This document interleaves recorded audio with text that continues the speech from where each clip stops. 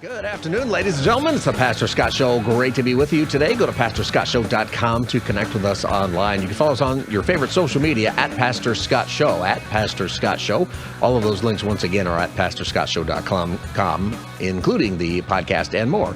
888-528-2557 is the number if you want to join the conversation. We talk about issues of the day from a Christian perspective. Go to clip 1. At 107 years old, Lieutenant Rose is here to salute one of our nation's most prized possessions, the flag that flew aboard the first landing craft on D-Day and led the first Americans onto the beaches of Normandy to liberate Europe and defeat Nazi fascism forever. That is from the 250th anniversary celebration, 4th of July celebration. President Trump, one of the things he did, if you didn't get a chance to see it, was he brought a lot of our oldest veterans up to the stage, and they were there. This man was 107 years old, D-Day veteran, and he stood up and saluted that flag, just as you heard. This was, to me, just one of the most amazing parts of that evening. And we've had a guest most days here from the Great American State Fair, which is still going on, I believe, but we'll find out a little bit more about that night. If you didn't get a chance to watch it, one of the great things is that you can go back to YouTube and see all kinds of different parts of that evening, fireworks and more. With me to talk about it is Kim Trobee. She serves with Focus on the Family and the Marriage Ministry there. Kim, welcome to the Pastor Scott Show. Thanks, Pastor Scott. Hey, it's great to have you on the show. So you were there. You were there for the big event and the rain out and all of that. It was kind of a... It was. Describe that day. Well, the whole weekend was really just very patriotic. It was very encouraging and hopeful in the Capitol. I've been there many times. I've worked with Focus for a long time in the public policy department. And it was one of those experiences that I think you really have to be on the ground in order to really understand. It seemed like people were very kind. They were looking to help each other in every way. There were people who were struggling with the heat, and there was always someone giving out water or, it was super hot, someone. Like very, very hot.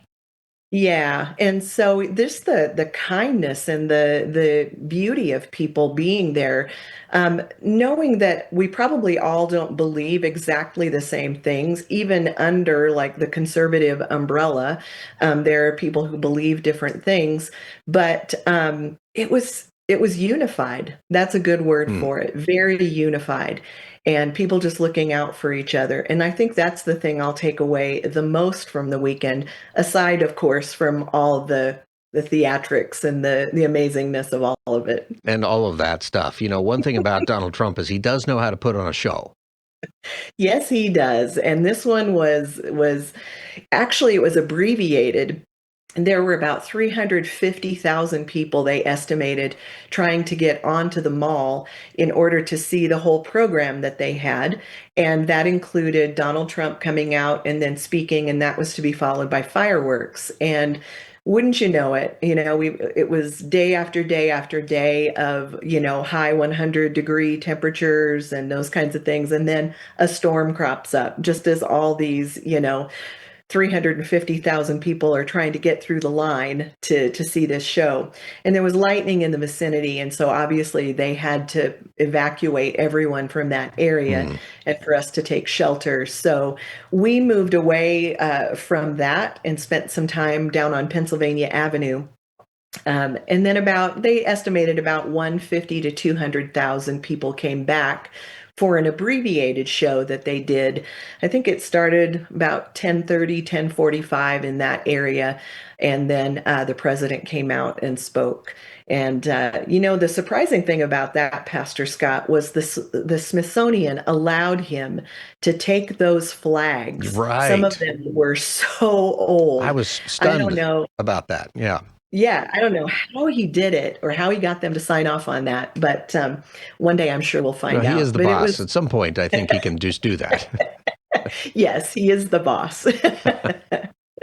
But for people to maybe who didn't see it, describe that. So on the stage that's literally these flags. So the flag that we just talked about was one of the original D-Day flags from that battle, I think, right? Yeah. was on. Yep. The first ship that landed on the beaches at Normandy was Yeah. where that flag was And from. then I Yeah. believe the original flag that was put up at Iwo Jima was there, and several other famous flags that were there. And a different veteran stood up and saluted each one of those flags. It's an incredible, powerful moment. It is such a solemn and wonderful moment, especially the 107-year-old man. My parents had me late in life, and so my dad served in World War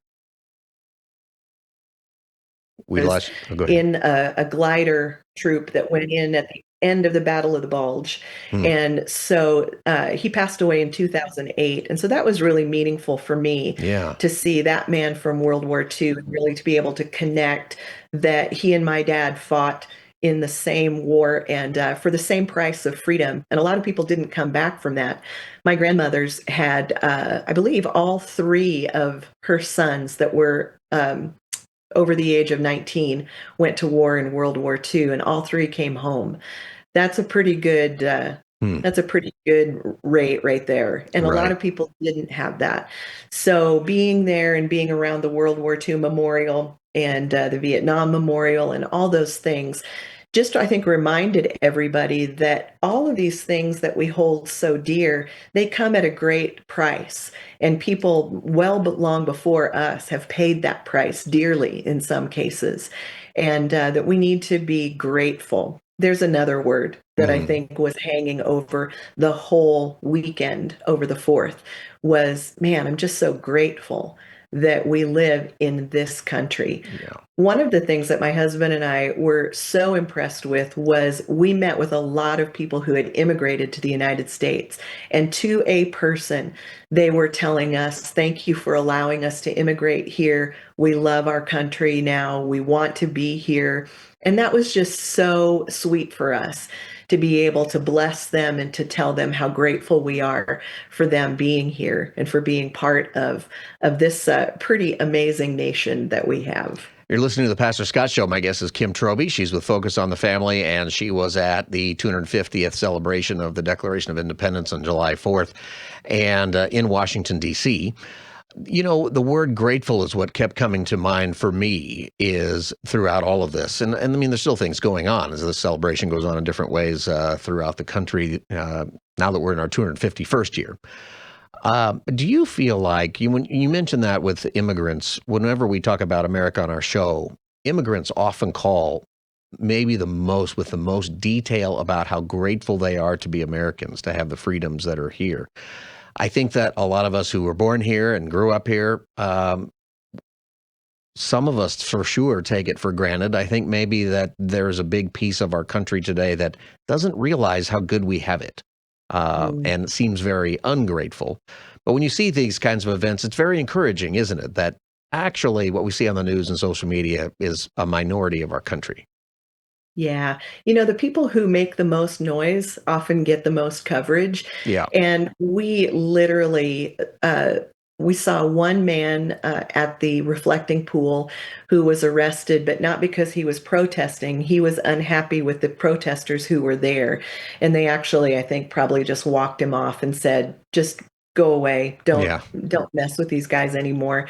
And one small group of people walking down Pennsylvania Avenue while we were waiting for the show to start. Other than that, there was nothing going on. And, to be honest, Pastor Scott, when people like Focus on the Family go to something like that, and we had a booth there, and we were praying and concerned for safety just because we knew there were going to be so many people in the Mm, Capitol on that weekend. It would have been a perfect opportunity for someone to, try to do something, yeah. bad for us. But I didn't see hardly any of that.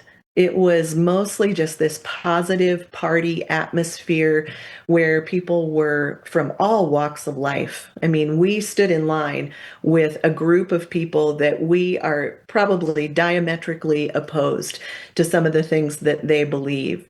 And we had the best time with them, talking with them. They were helping other people.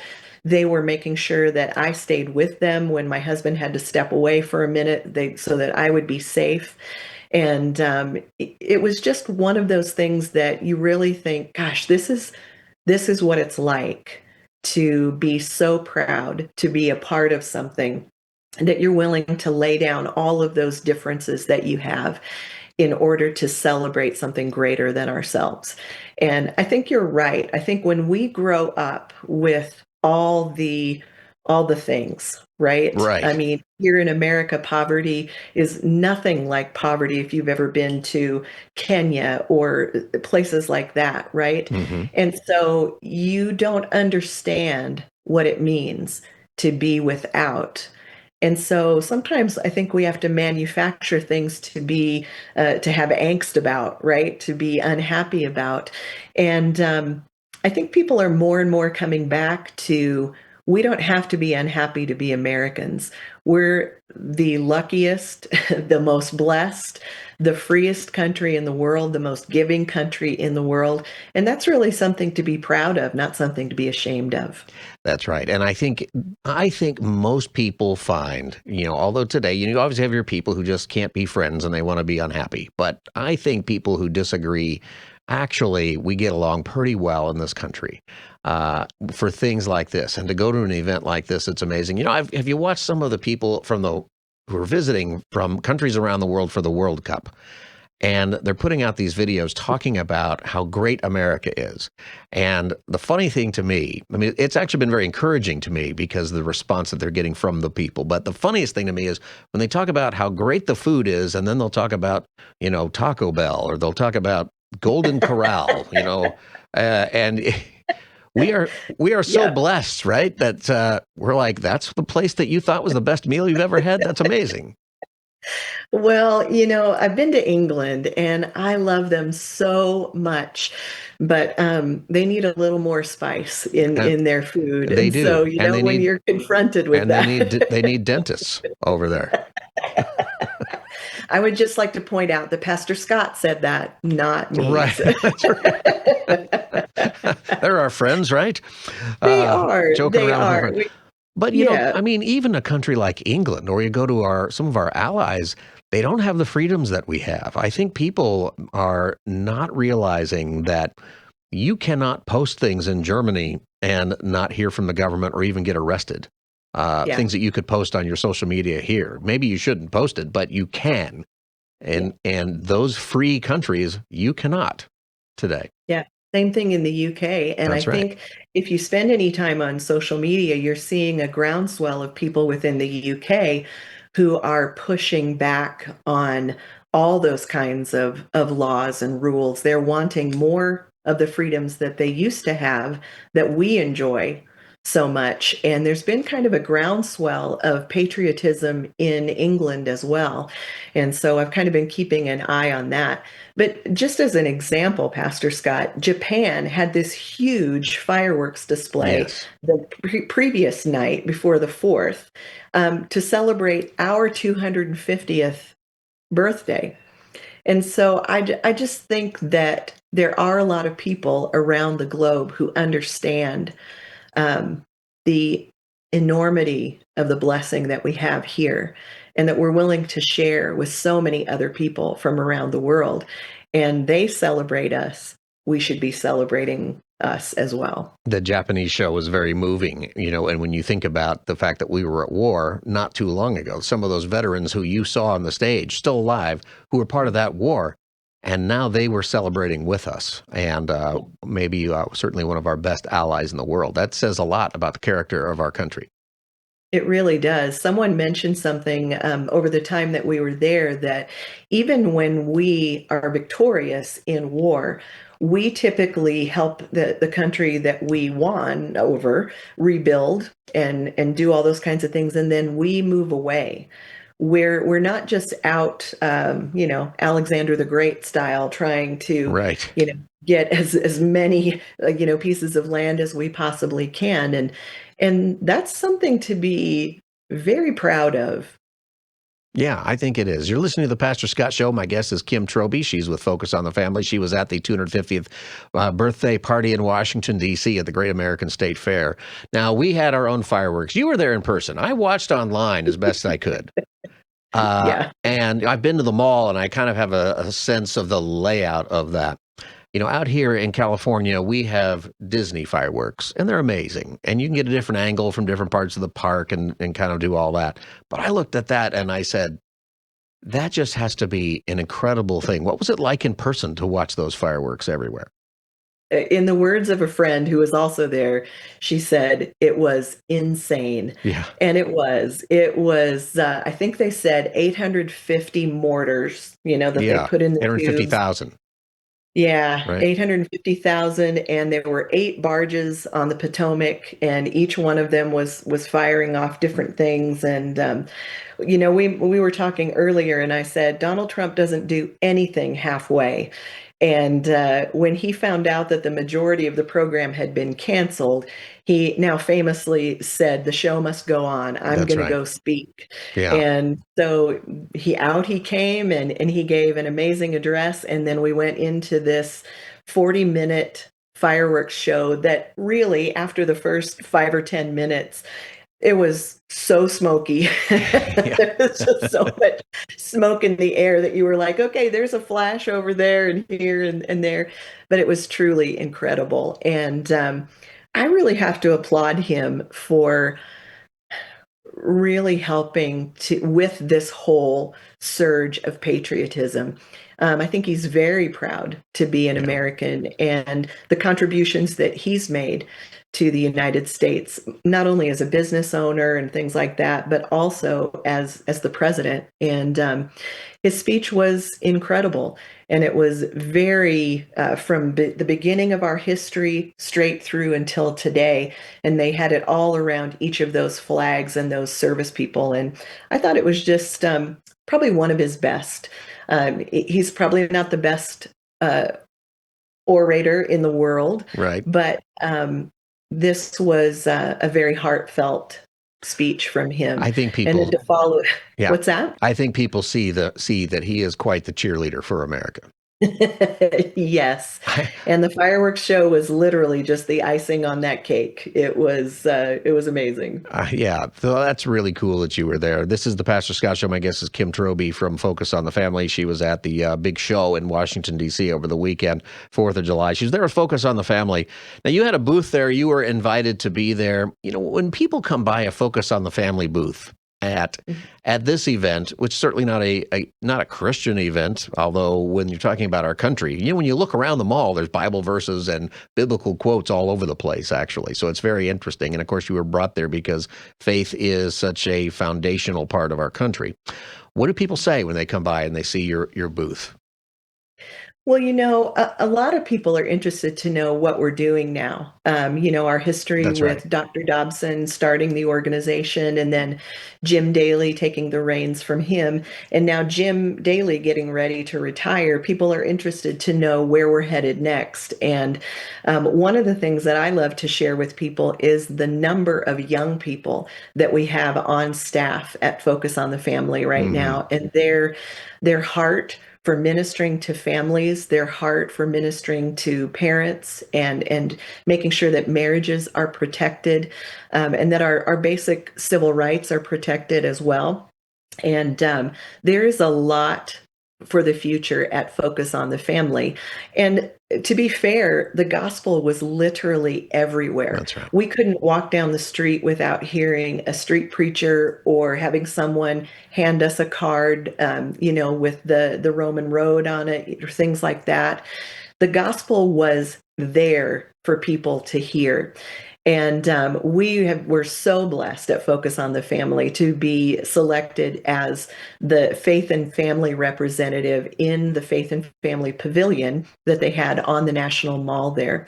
And my husband was talking about, oh, it's cool. It's like a state fair. We'll walk around in this small area. It was huge. And each of the 50 states had a small booth on the mall as well as these large tent pavilions that they had built.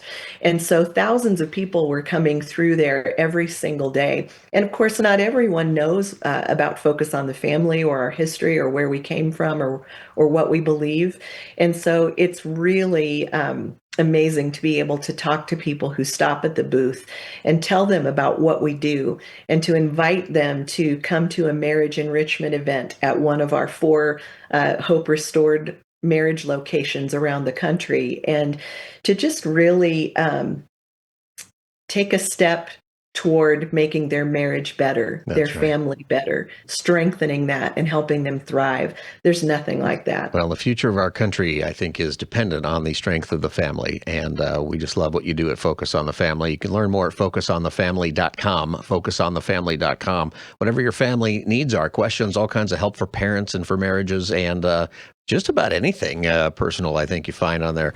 Kim Trobee is my guest. Kim, thanks for joining me on the Pastor Scott Show today. I'm glad you had such a great time at the 250th. Oh, thanks, Pastor Scott. It was my pleasure. All right. God bless you. Go to focusonthefamily.com to learn more. Everybody should check it out at focusonthefamily.com. And get the podcast of the Pastor Scott Show at pastorscottshow.com. We'll be back as the Pastor Scott Show continues. Stay tuned.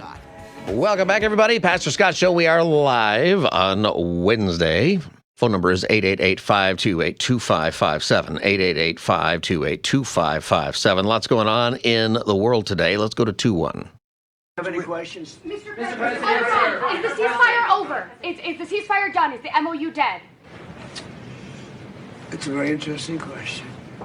To me, I think it's over. I don't want to deal with them anymore. They're scum. You know what scum is? They're scum. They're sick people. They're led by sick people.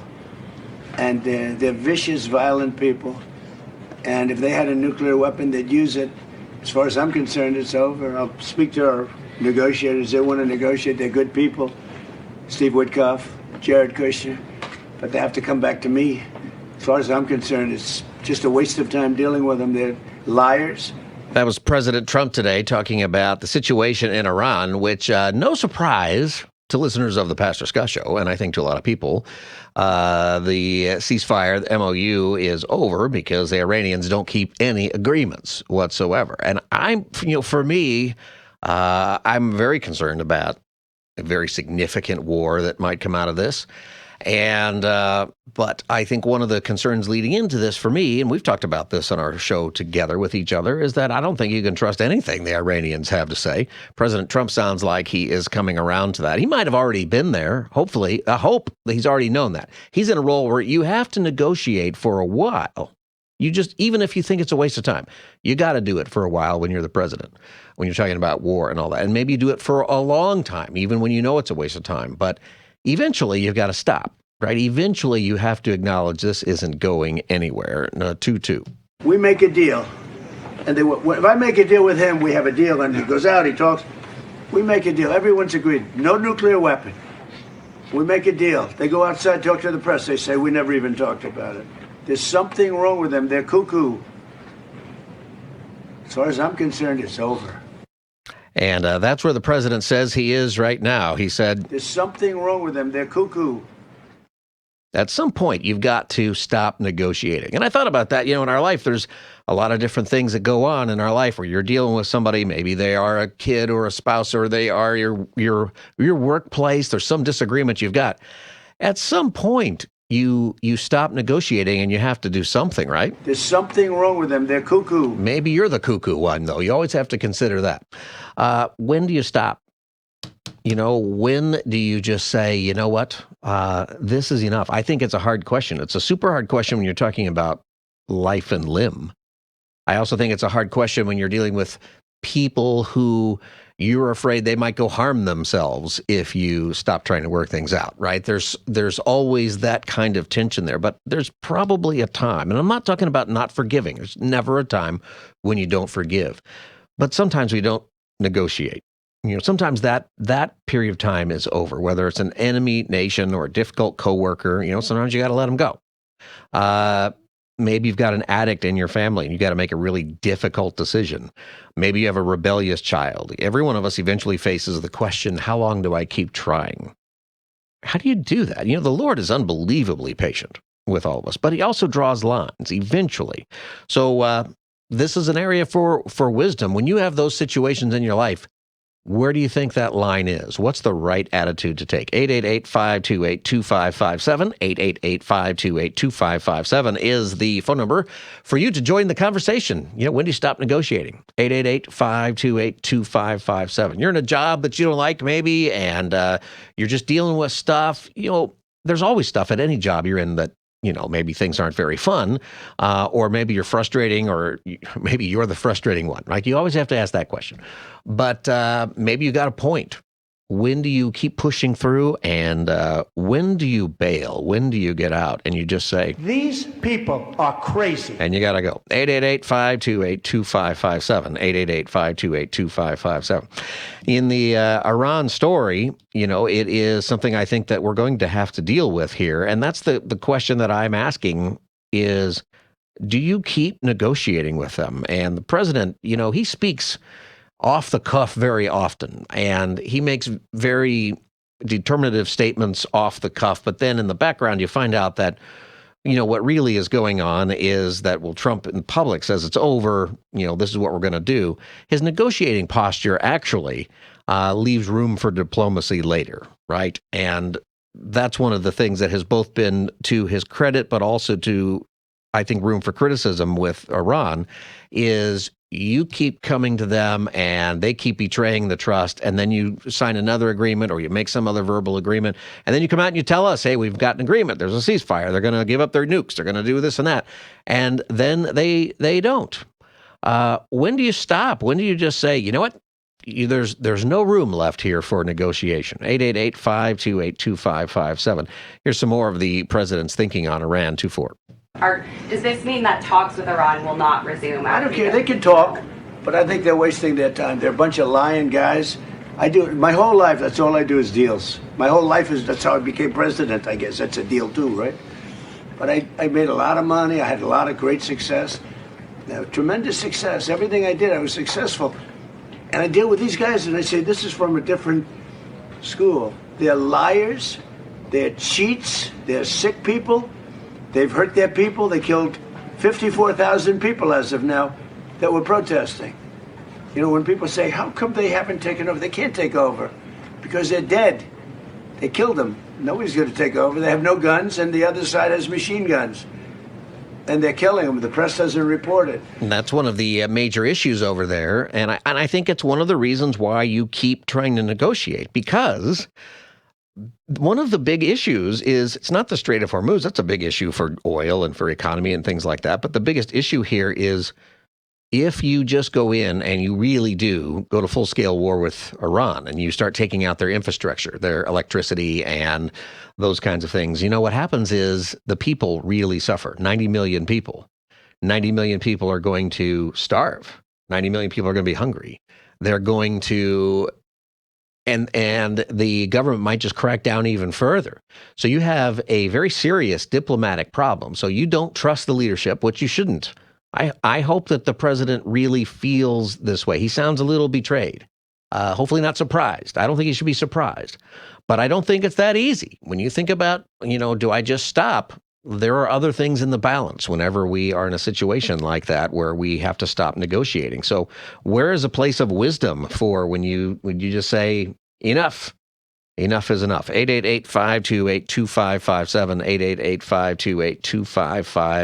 888-528-2557. Mark and El Segundo, welcome to the Pastor Scott Show. Hi, Pastor Scott. Another great subject. What's going on here with this long negotiations that have been going on for months? This seems to be waffling. This is a ruse, okay? This is just a smokescreen. Muhammad Ali called it the mirage or the rope-a-dope. What's going to happen is he's done this to get the prices down, trying to get the cost of living down, and then on day 61, he's going to attack. And that's exactly what's going to happen. We have to build up the munitions again. We have to restore some of the munitions. So you're saying that you don't think that the president really has been hoping for a ceasefire. You think he's just waiting it out for time to restock, or maybe after the election? Absolutely. He's going to probably do it before, but he did this to try to lower the oil prices to try to open the strait. And, and also I think what's going to happen, too, and if you really look at all of this, what's been going on, because he knows these people are very wicked, and they're liars, and they're murderers, of course, and they want to kill all of us. So he already knows all this. This is a smoke screen, and this is he's going to take Carg Island, and that way he can pay for the war, and he can also get a bank account for the people in Iran that are going to rebel eventually.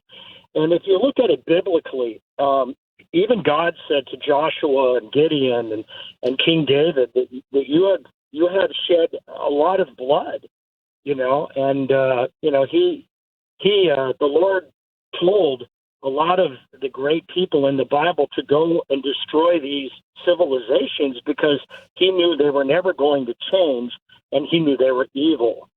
So if you look at it that way in Bible history, I think the president's going to attack.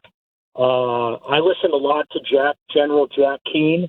He's very smart, and I think exactly that's what the president is going to do. Okay. All right. We'll see. That might be the case right now. Mark, thanks for calling the Pastor Scott Show. 888-528-2557. A little bit more from the president, 25. But they're bad people. They're bad people. And frankly, I don't want to waste my time with them. Now, I'll let our wonderful negotiators keep talking if they want, but I don't see it. I don't like these people. You know that? I like him. I like the leaders. I think all of these leaders. Great. And they love him. I think they didn't treat the United States fairly for many years, but that's okay. But they're sane, rational, good people. Most of them. I don't like a couple of them, to be honest with you. But there are a couple I don't like much. But I like Erdogan, I'll tell you. That's Trump. He's speaking today at the NATO summit, and he just kind of puts it out there. I don't know if you heard. I think he's sitting next to the head of NATO, who's laughing kind of with him, but he says, "But we keep that a secret." The people that you don't like, but Trump doesn't usually keep that a secret. There's something wrong with them. They're cuckoo. The issue, I think, for me, when I see this, and I feel for the Iranian people that it is just a very tough place to be. You need that government gone in order to survive, in order to thrive, the Iranian government, but you don't have the ability to overturn them, to throw them out. You don't have guns, you don't have weapons, and they do. They've got machine guns. There's probably not a thing you can do as far as uprising that people really want. And if you go to full-scale war, then that country, all of those people may not survive. And then what good is it? I think is going to be part of it. When I think about this, and here's the question that's on my mind is, when do you know to stop negotiating? When do you know that it's time to be done with a situation you're in, a relationship you're in? I think it's the same mindset even with international politics. 888-528-2557. This is the Pastor Scott Show. You can call right now, 888-528-2557, 888-528-2557. Go to PastorScottShow.com to find us online, social media, podcast, live stream. We'll be back as the Wednesday edition continues live. Hey, one of the things that I want to tell you about is my friend Dr. Eddie Simon. I'm so grateful that 2.5 years ago I went to him for his sleep apnea device. It's like a miracle device. It's custom made. It fits inside my mouth completely. I close my mouth while I sleep, breathe through my nose. That device makes that possible. I couldn't do that before because of sleep apnea. And it opens up my airway. It stopped my snoring. My wife is happy. I wake up feeling great. I think this is a great solution. Sleep apnea is dangerous. It can lead to heart attack and stroke. And of course, there's the snoring and the teeth grinding and other things that happen during it. You can't ignore it. You've got to deal with it. I didn't want the CPAP machine, and Dr. Simon's solution was great for me. I think it can work for you. Call Dr. Eddie Simon now, 800-92-SMILE. That's 800-927-6453, 800-92-SMILE, or go online to tmjexpert.com. Dr. Eddie Simon, 800-92-SMILE. Tell him Pastor Scott sent you.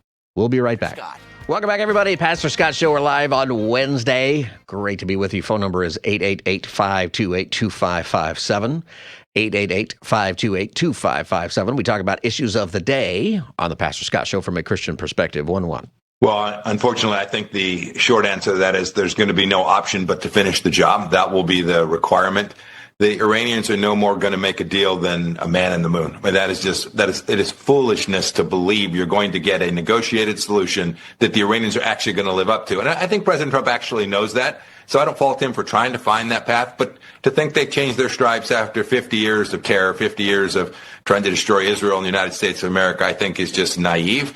That is former Secretary of State Mike Pompeo leaning in today on the end of the ceasefire, the MOU that was made with Iran. If you haven't been following the news, we are attacking Iran tonight.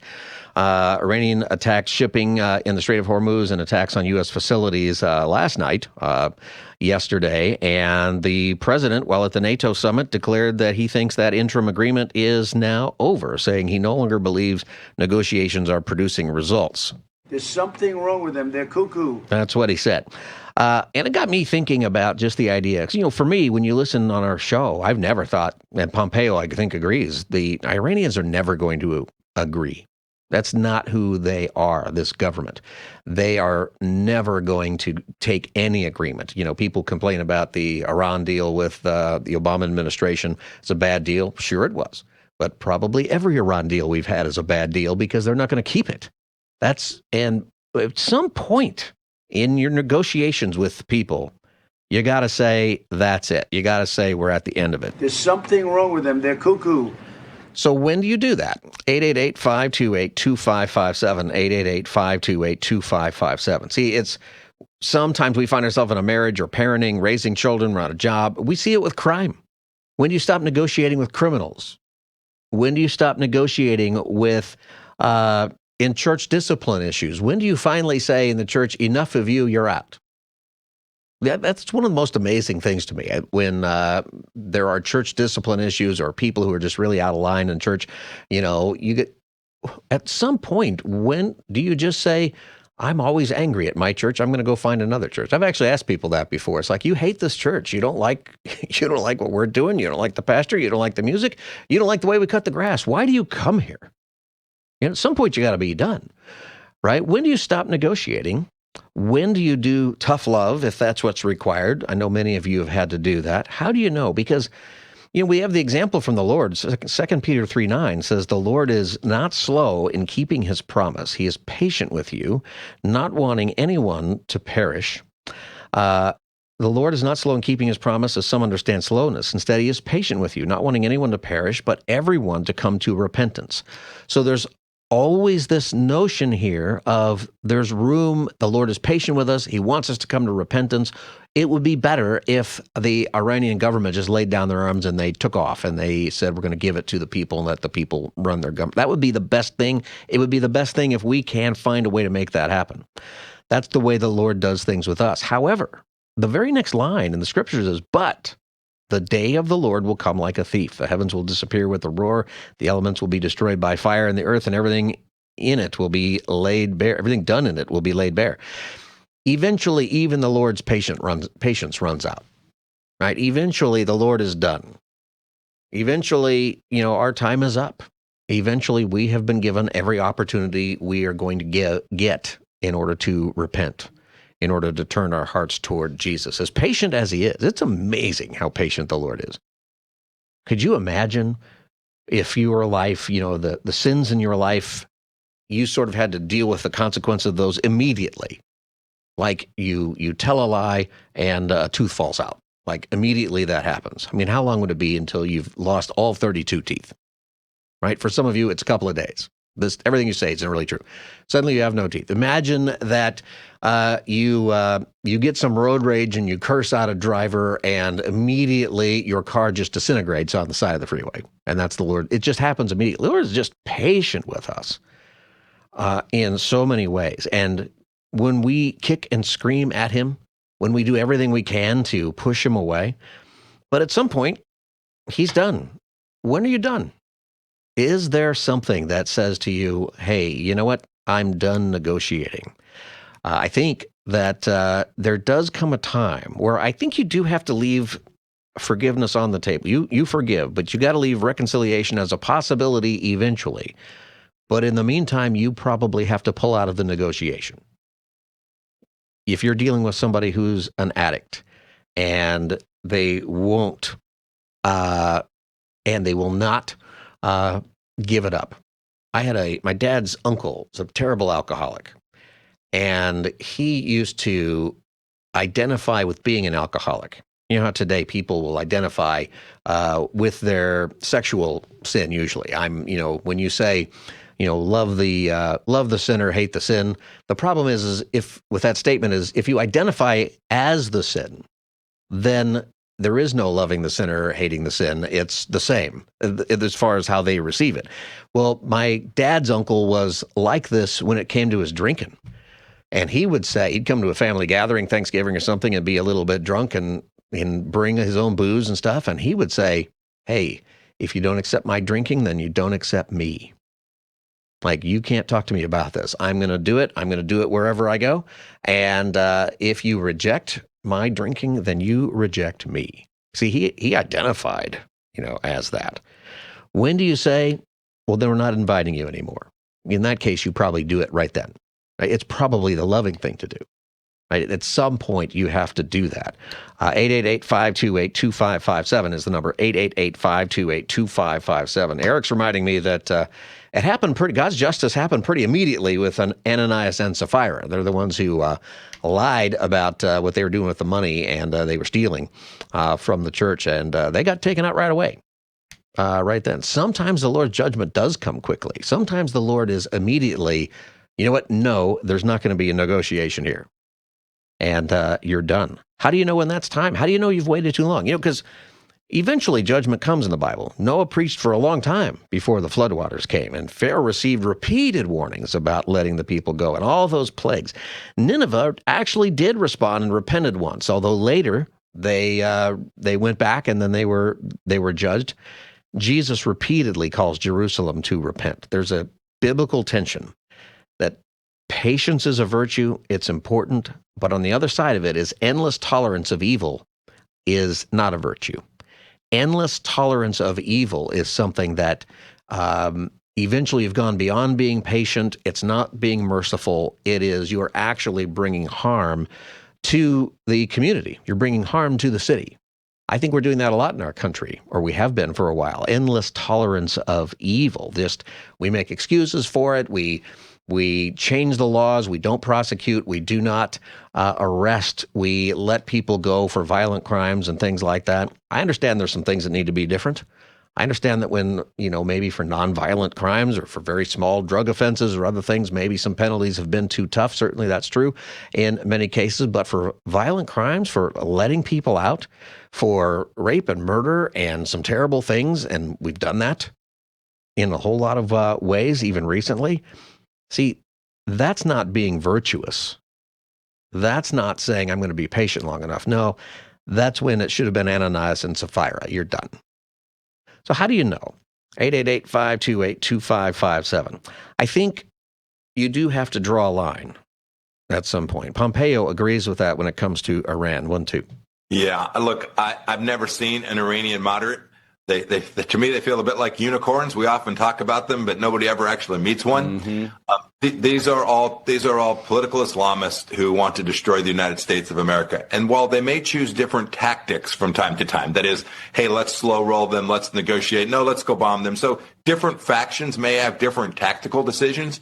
Strategically, there's not an inch of difference amongst them. They want the IRGC to remain in control. They want to dominate the Middle East, destroy Israel and the United States of America. So to try and find that elusive Iranian who's going to both have the power inside of Iran and be able to cut a deal, I think is as near a zero probability event as you can possibly imagine. Yeah, see, I agree with that. I think that is what the case is with the Iranian leadership. There's something wrong with them. They're cuckoo.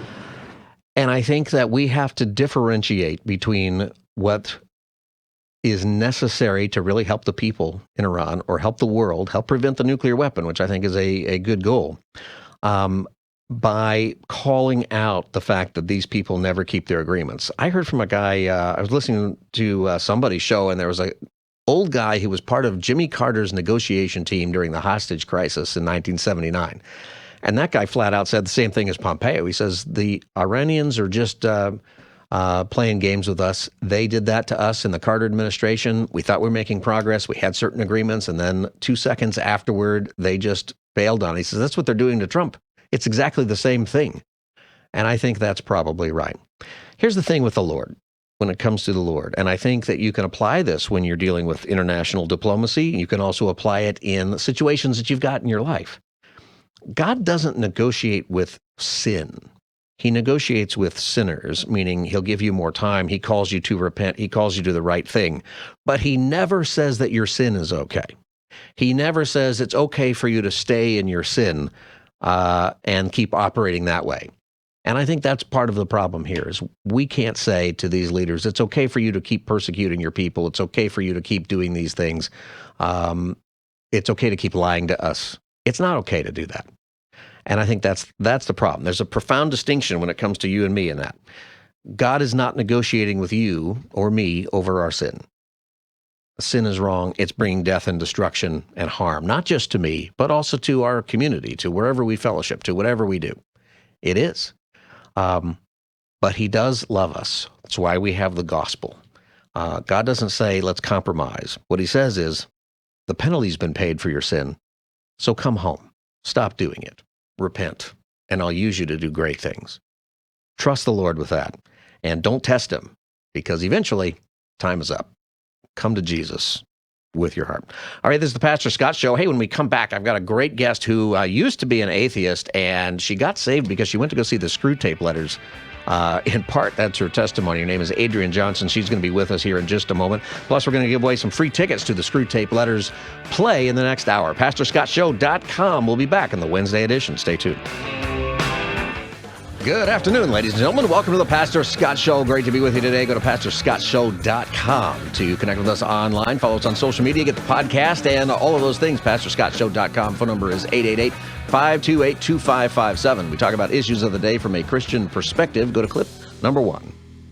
I was very hostile toward it. I thought that anybody who had any kind of religion or spirituality at all was just not very bright, not very intelligent. I was all about science and rationality and common sense and logic and reason.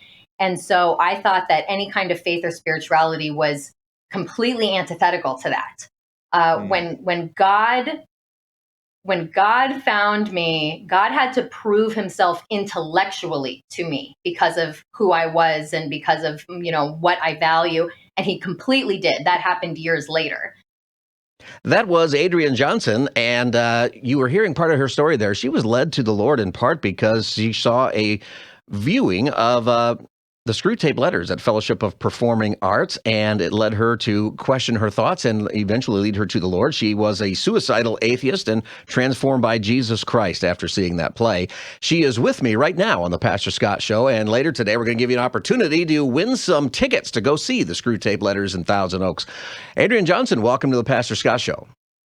Thank you so much. Happy to be here. Yeah, great to have you here. I'm so glad to meet you in person. Your story is, it's so intriguing to me that the Screw Tape Letters, which I think is a phenomenal book, and it's a great play, the way that has been done.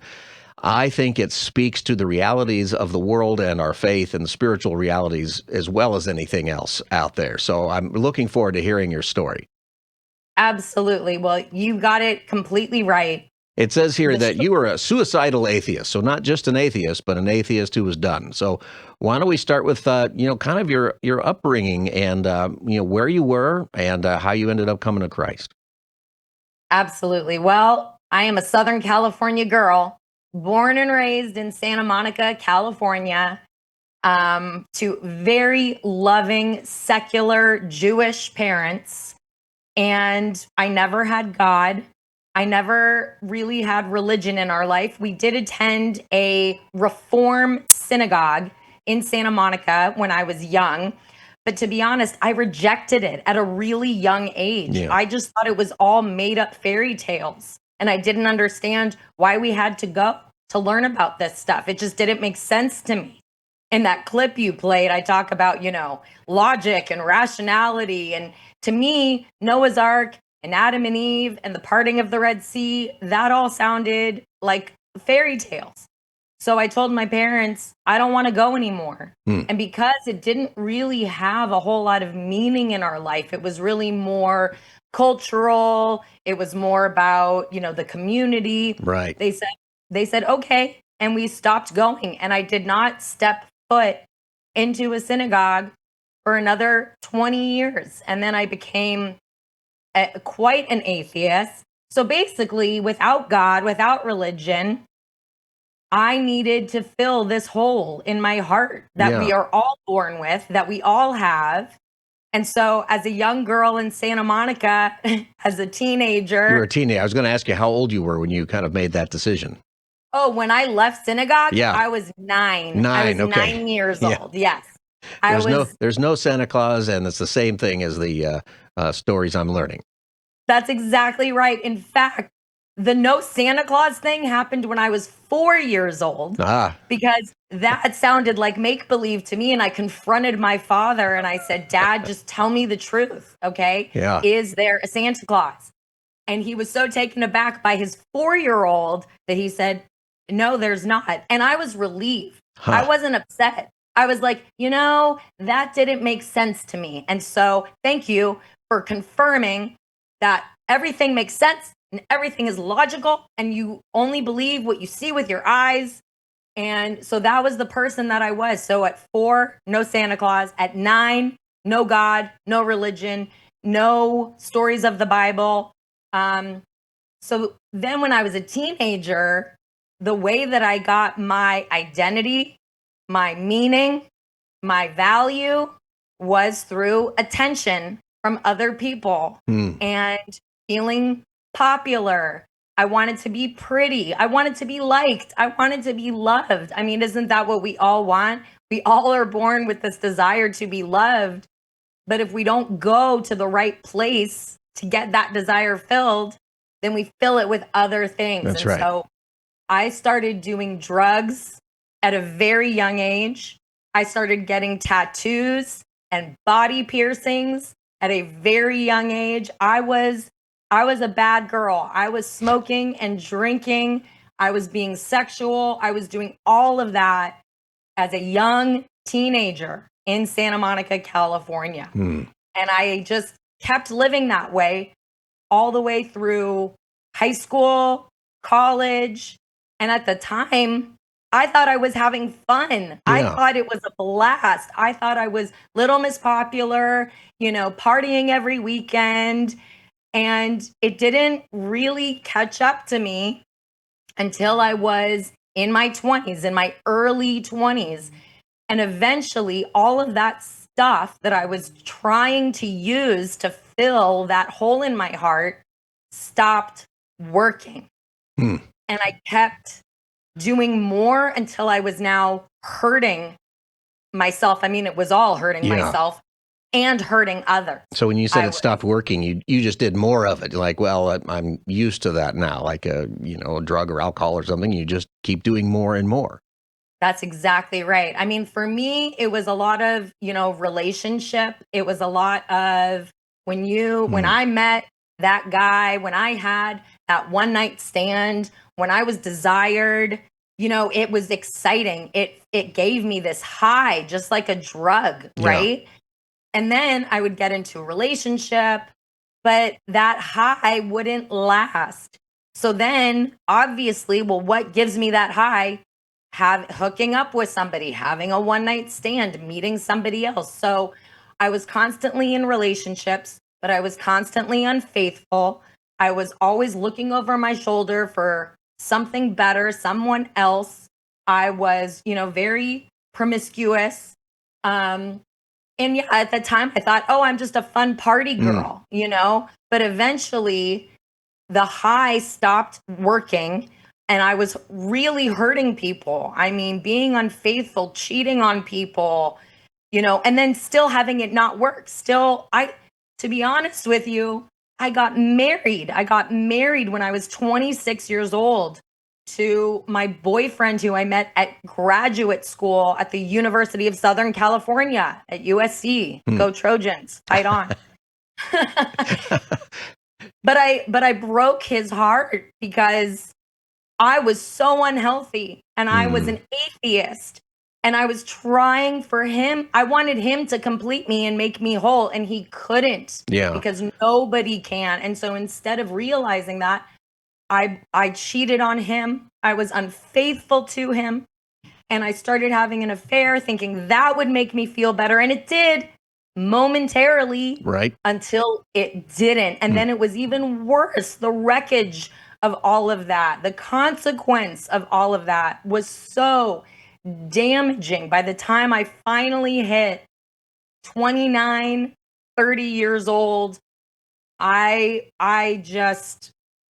hit rock bottom. And I said, I don't know how to do life. I need help. And so I found support groups in Los Angeles for people who struggled with what I struggled with. With sex and love addiction. Let me come back to that here in a second. I want to remind people this is the Pastor Scott Show, and my guest is Andrienne Johnson, and she's giving her testimony here about how she came to Christ. And as you're hearing her story, I know that a lot of you have been in the same place, or you know people in similar situations. And also later on today, we're going to be giving away tickets. You'll understand how this works out to the Screw Tape Letters, which played a role, which we'll get to that here in just a minute. Played a role in her coming to Christ. So you have gone through all of these things. You have been married, broke his heart, divorced, everything that was you shared about that. Now you're going to go to support groups. You know, and you were so thoughtful as a little kid about, hey, I don't believe these stories are true and logical, and you became an atheist. Was being an atheist something intellectual for you, or it was just, I don't believe in any of that and I'm not even going to explore it? I would say it was very intellectual for me. I prided myself on being, well-read. My father, who was, a secular Jewish, I would say atheist or agnostic, he was the greatest teacher I ever had when it came to history, civics, economics, philosophy. And this is what he and I would talk about when I was in my 20s. We would talk about all of these kinds of big ideas. And I remember being in the car with him once, driving home from college, and saying to him, people are going to look back on this time in history and realize that we created religion because we were, not very smart. And now we have, the scientific revolution and the Enlightenment, and we're so intelligent, and we're still clinging to this archaic, backwards, made up fairy tale. And one day in the future, we will have completely let that go, and we will just be intellectual, rational, common sense, scientific people as we should be. We're right now just in this middle ground where we have the intellect, but we haven't let go of the religion. I mean, I remember having that conversation as, a 20-something-year-old with my dad in the car. Right. That was the hope of science, which my response always to that is, the hope of science is that one day the sun will explode and destroy the universe. That's all you got to look forward to. I took solace in that. I took comfort. Nietzsche, God is dead. Nothing means anything. I was like a nihilist. Somehow that brought me comfort. I think Carl Jung had the same sort of, nothing means anything. We're just a speck floating through space. Somehow that comforted me at the time. But honestly, I lived out that lifestyle. I lived out no meaning, no values, no morals, no bigger purpose. And it was awful. I mean, it nearly killed me. It brought me to my end of myself. And I said, I can't do this anymore. I'm either going to kill myself or I'm going to have to try something different. And so that's what I did. And so then you went to, my guest is Andrienne Johnson, and she's telling her story here. And you went to support groups, you said, at this point, after your marriage ended and you're kind of at this place. And what happened there? Well, they told me in these support groups, you have to get some kind of higher power. This is a spiritual program. It can be anything. Try different stuff. Of course, this is Los Angeles. This was the year 2011. There's a lot of stuff. This was 15 years ago. So I went to Kundalini yoga. I did Buddhist chanting. I did a lot of new age type of stuff that's, very popular in and around Los Angeles. I went back to synagogue because that's what I grew up with. I went back to the same synagogue where I grew up in Santa Monica. And I was just, willing to try. Now, when my mentor, my sponsor said to me, I need you to pray, like you pray, I said, I can't. You don't understand. I'm an atheist. Okay. I don't believe any of this. It's so stupid. I can't even do it. I couldn't do it in my car when I was all alone. I couldn't do it in my apartment when I was all by myself. It was so embarrassing. And I told her this. And she said to me, okay, then say these words out loud. Go, I'm all alone and there's no one here and I'm talking to myself and I'm only doing this because my sponsor told me to. And that was how my prayer life began. That's a great first prayer. Amen, brother. Yeah, Yes, it is. That is. My guest is Andrienne Johnson. This is the Pastor Scott Show, and we're talking about her story from being a suicidal atheist and now being a follower of Jesus, and everything that has happened. So that's your first prayer. I don't even believe you're there, but I'm going to talk out loud to myself. Yes. And yes, what happened exactly after right. that? So I kept doing all of these spiritual things, prayer, meditation, journaling, working this program, going through this self-help healing work. It was excruciating. It was, do you know what my favorite verse of the Bible is now? My favorite verse of the Bible is Psalm 51:8. Let the bones you have crushed rejoice, because that is what God did to me. And that was a psalm written by David after his affair with Bathsheba. And so that also just resonated to me so much. Wow. And that is what God did with me. I mean, it was a complete breaking of the old self, a dying to self, and then being reborn. But listen, I was not a Christian yet, okay? I went from being a total atheist to being an agnostic and believing that there's some kind of higher power, a universal life force that connects all sentient and non-sentient beings, but I didn't think it was intelligent. The stories of the Bible, that I grew up with as a Jew, Moses and the Red Sea and all of that. I still didn't believe any of that, but I could get on board with this, Supreme life being, force, some kind of spiritual truth. some kind of like energy that connects us all, some force. The force. The force. I mean, literally, that's what it was. It was the force. Now, what's really interesting is that my rabbi at the time, he actually said we should stop using the word God because it's very archaic and it turns people off, and we should use something more like the universe or the force. This was what my spiritual teacher, rabbi was telling me at the time. And this was now at a place where I was going, I actually used to be an atheist, but now I want more God, not less God. And I'm not quite getting it. I don't want to just be a spiritual seeker. I don't want to just do the Buddhist chanting and the Sufi healings and the Kundalini yoga and the Jewish synagogue and all of these different things I was trying, because they were all good, but none of them were it. They got me like, part of the way there, but it still wasn't it. And I wanted to be a spiritual finder. And it was at that moment that a friend out of the blue invited me to see a play. Wow. And that play was the Screw Tape Letters. In Thousand Oaks, California, the very theater that it is coming back to on August 8th. Yes, sir. That's amazing. That's amazing. So tell us about that. You went to go see the Screw Tape Letters. For people who haven't read it, it's by C.S. Lewis. It's been made into a play. It's a great performance. But the book is about basically two demons, one mentoring the other on how to screw up the human race. What spoke to you about that play when you went to see it? How did that impact you?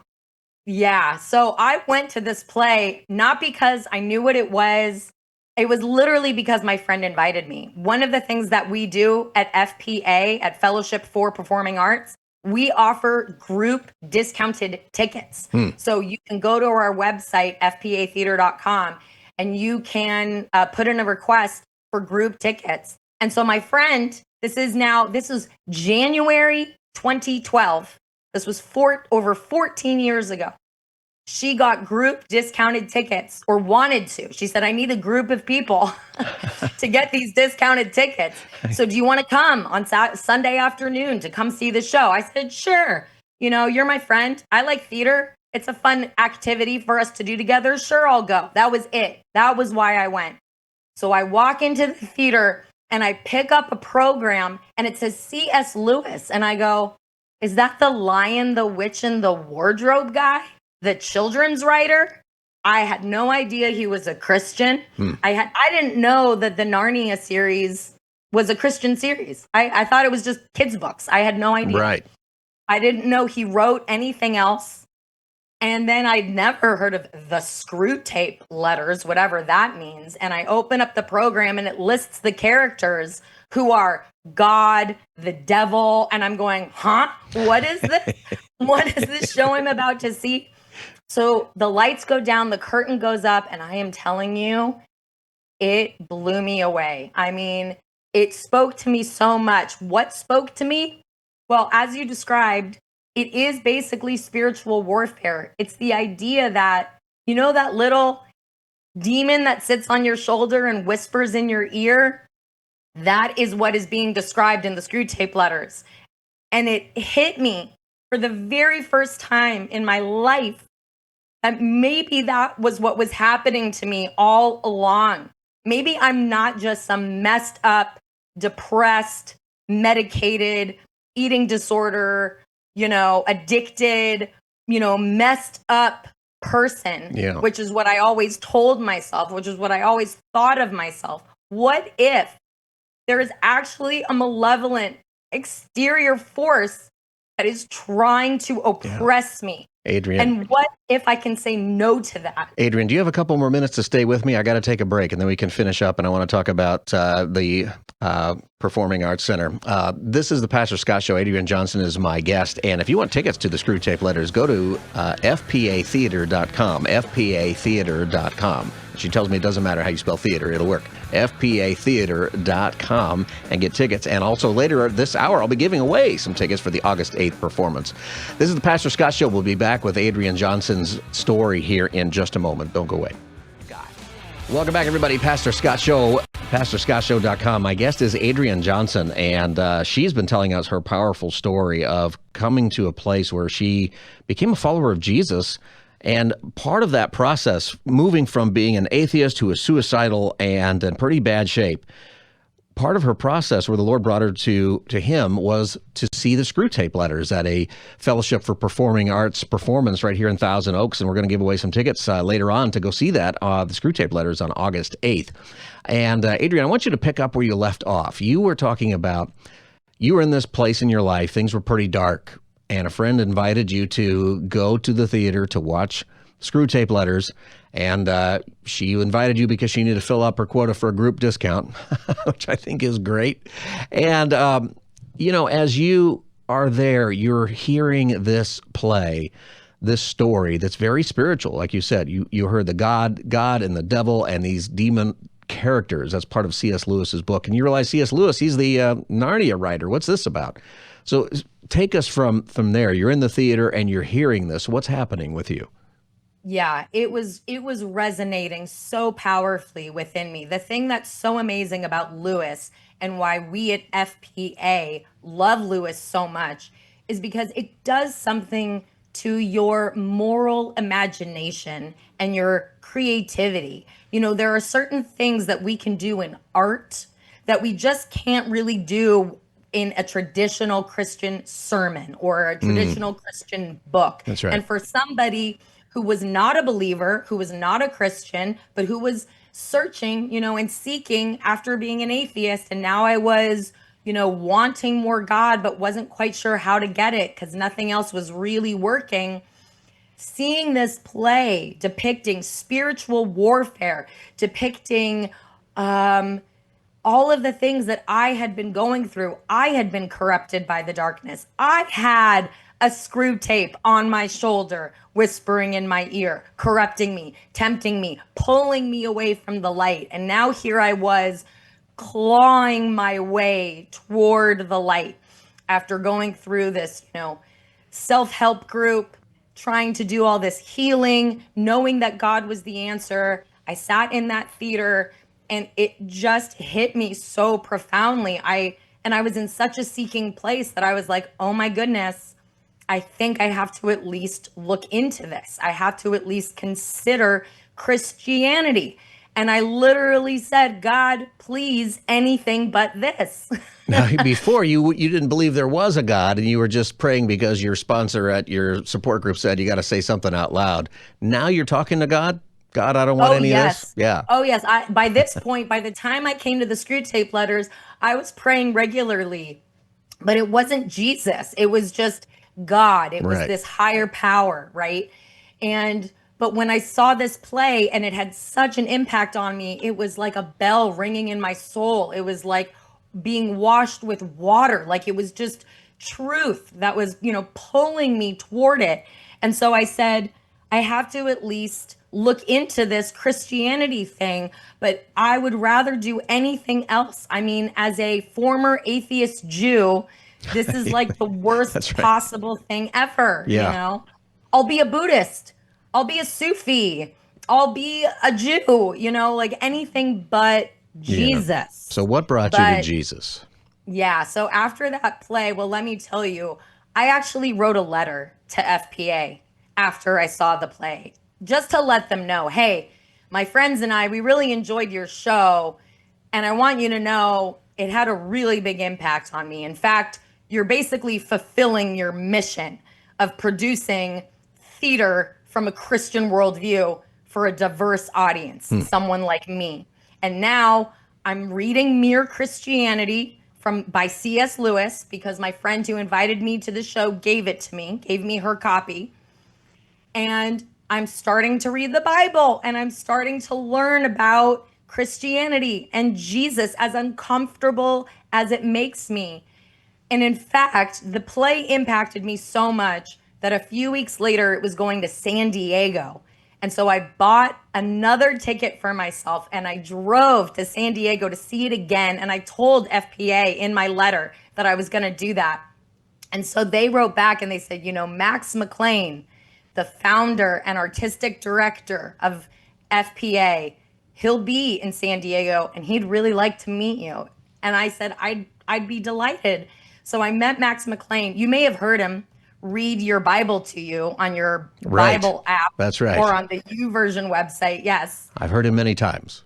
Yes. Max McLean. So he met me at the backstage door in San Diego and he was so gracious and so kind. And he offered to stay in touch with me. And I took him up on that offer. And he took me under his wing. He really became a spiritual mentor. I wasn't even a Christian yet. I was still exploring Christianity. And he did not have to do that, okay? This man, that was not part of his job. But he took a true interest in me as somebody who had been impacted by this play that he produced.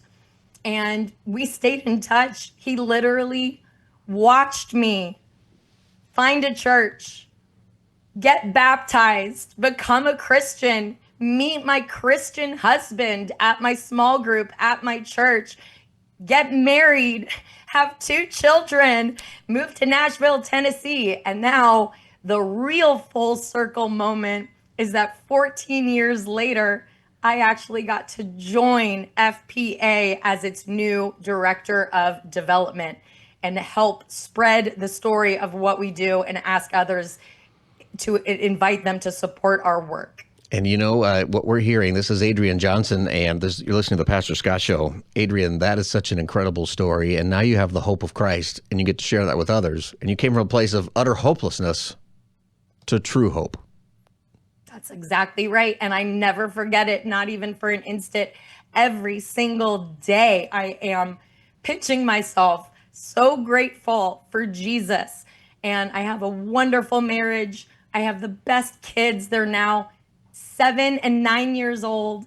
And And as much as I love my life and I love my job at FPA and I love my husband, it all comes second to Jesus. Like, Jesus is it. Jesus is the end all, be all, the beginning and the end, the Alpha and the Omega. Like, Jesus is everything. Thank you, God, for all of the blessings that we have. Well, amen to that. This is the Pastor Scott Show. My guest is Andrienne Johnson, and we're going to give away some tickets to that very play that impacted her life so much, The Screw Tape Letters. If you have not seen it, you need to go see it. If you've read the book, you definitely need to go see it. And the way this works out, it's going to be August 8th, Fred Cobley Theater in Thousand Oaks, Bank of America Performing Arts Center. And you can get your own tickets by going to fpatheater.com, fpatheater.com. But we're going to give away some tickets here pretty soon. And you are the Director of Development over there. Tell us about FPA, the Fellowship for Performing Arts. What is this organization about? Yeah, we are a nonprofit. We were founded 30 years ago by Mr. Max McLean himself, because he was an actor before he was a believer in Jesus.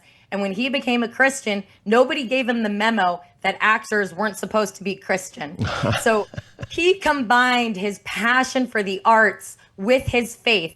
And that is what FPA has been doing for 30 years with his reading of the Bible, with our theatrical productions, and now with our films.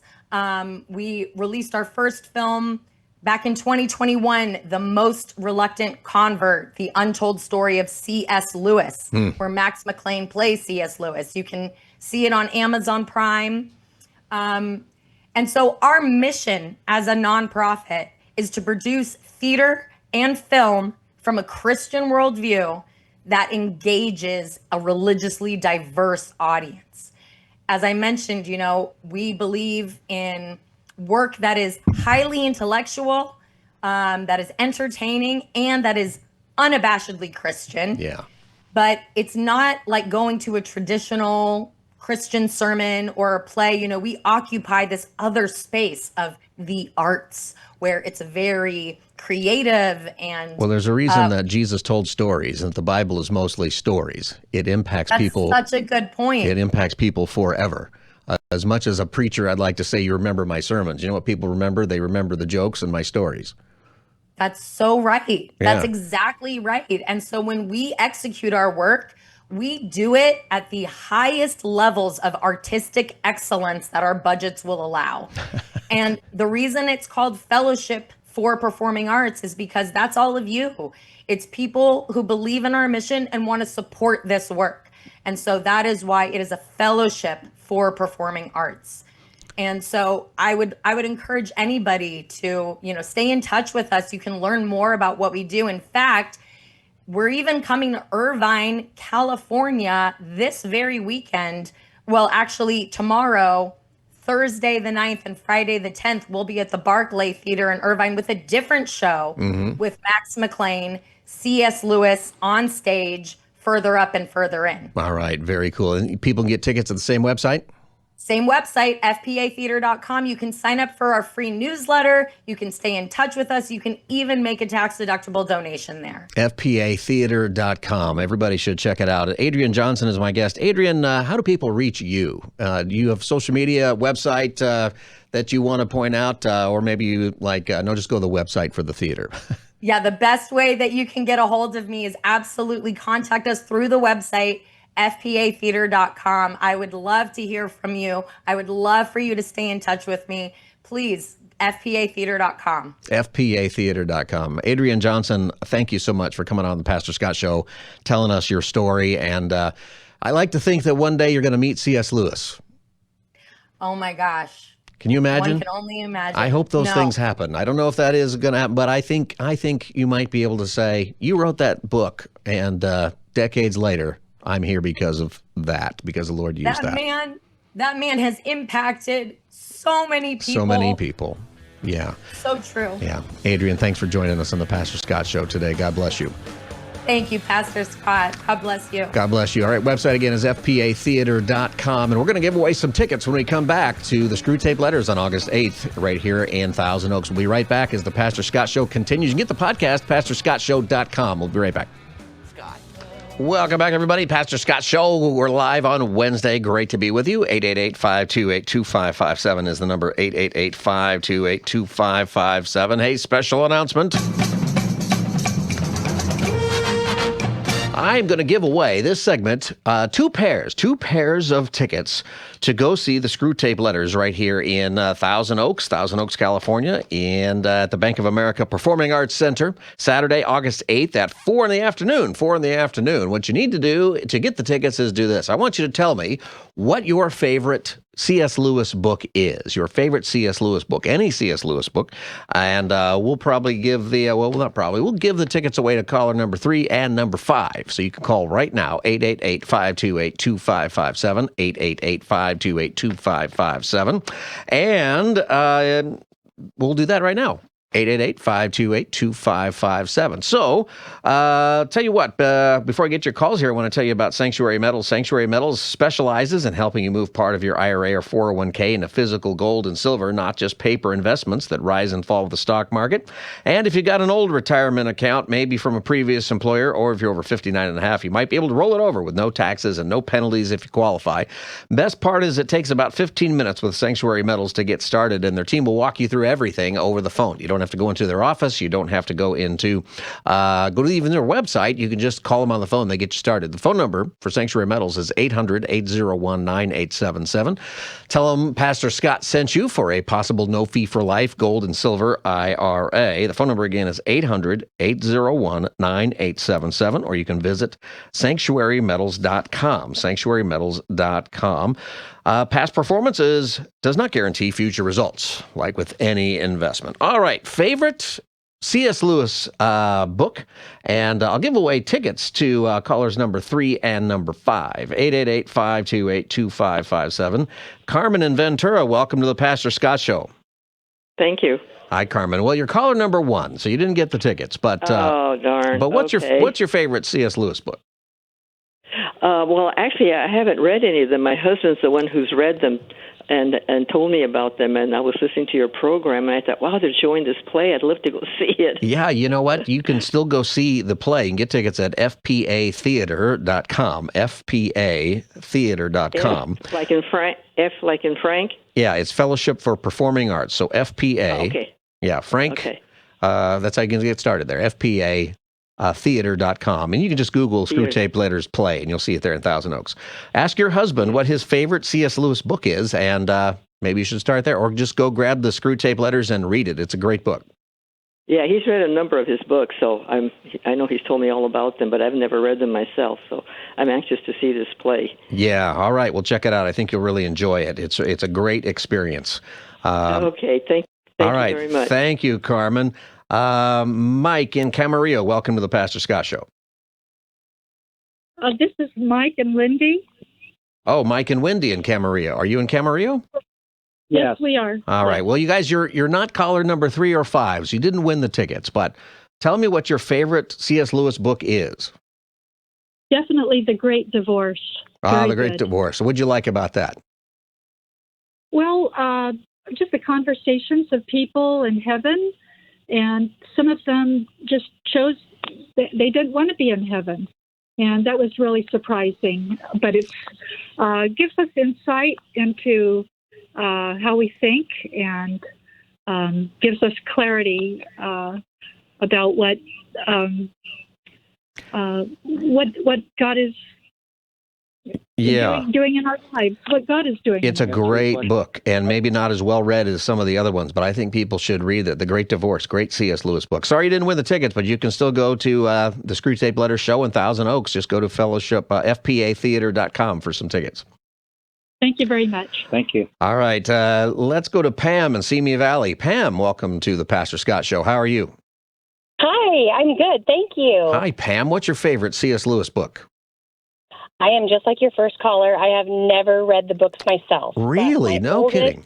Yes. I've never been a great reader until recently with Audible. That's wonderful. But I have not dove into these books. And when I saw the advertisement for the Screwtape Letters to be performed right here in TO, I couldn't wait. I was so excited. I thought, oh, my gosh, I have to go. And my oldest son has been a massive fan of C.S. Lewis and Mere Christianity, the screw tape letters, all of it. He knows, he loves to talk about them, and he even has his first tattoo. He invested a lot of money on his arm, and a lot of it has to do with C.S. Lewis and just his impact in his life. So wow. I'm very curious, but would love to see the play. Well, guess what? I got good news for you. You're caller number 3. Caller number 3, you win the 2 free tickets. So you can take your son or take somebody else. You can buy extra tickets and go with the group. But you get 2 for free. So excited. Thank you. And you're in Simi Valley, it says here. Yes, I'm about 15 minutes from the theater. That's We've right. seen many things there. In TO, as you said. That's short for Thousand Oaks, for those of you outside of the Ventura County area. Yes. Great place to go. You can go eat at, it's 4 p.m, so afterward you can go to the Pizza Factory. It's right now, it's a California Pizza Kitchen is next to There's it. Plus, a lot over there. There's a bunch of things over there. Plus, what's that steak Yep. place you like, Jose? The one with all the food. Mastro's? No, Maybe it's Mastro's across the street. Oh, that's across the street. That's another good one. There's a place where they have like the meat steward who just keeps bringing you meat. You went there. You took Oh, yes. Oh, the Brazilian. Fogo Chao. I'm Fogo de forgetting Chao. the name. Fogo de Chao. Yes. That's right. That is right there. It's right there. So you can make an evening of it. Well, congratulations. Hold on. We're going to get your name and information so you can get your tickets. Thank you again so much. You're welcome, Pam. I really appreciate it. All right. I'll put you on hold. All right. Cynthia, welcome to the Pastor Scott Show. Hi, thanks for having me. Hi, Cynthia. Well, you're not caller number 3 or 5, unfortunately, but what is your favorite C.S. Lewis book? Well, I love the screw tape letters. I have to say the Chronicles of Narnia I grew up reading, so that's probably my favorite. Did you read all the Narnia books or just a couple of them? Just the first few. Yeah, kind of tails off after a while. There's a lot of them. Yeah, well, that's really cool. And screw tape is, of course, really, really good. Sorry, didn't win, but you can still get tickets by going to the Fellowship for Performing Arts website. It's fpatheater.com, fpatheater.com. Thanks for calling the Pastor Scott Show, 888-528-2557. DJ in Santa Barbara, welcome to the Pastor Scott Show. Hi, Pastor Scott. Hi, DJ. How are you? I'm doing great. Thank you so much for this great program and promoting such a great author like C.S. Lewis. Oh, well, thank you very much. What is your favorite C.S. Lewis book? Oh, my goodness. My kids love Narnia, and I love screw tape letters. Yeah, screw tape letters. It's really, really good. Well, I got some good news for you. You're caller number 5, and you win the 2 free tickets. No way! There you go.